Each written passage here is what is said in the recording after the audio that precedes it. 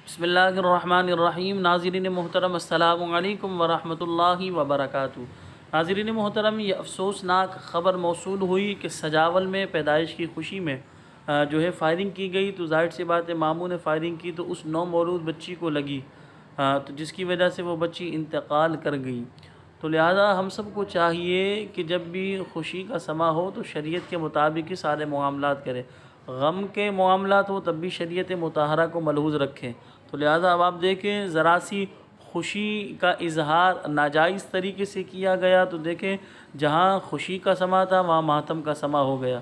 तो ये अफसोसनाक ख़बर सजावल से मौसूल हुई कि सजावल में पैदाइश की खुशी में जो है मामू ने ज़ाहिर सी बात है फ़ायरिंग की तो वो गोली नौमौलूद बच्ची को लगी और वो बच्ची इंतकाल कर गई। तो लिहाजा इस तरह के मामलात से हमें गुरेज़ करना चाहिए और शरीयत मुताहरा की ख़िलाफ़ वर्जी करने में सरासर नुकसान ही नुकसान है।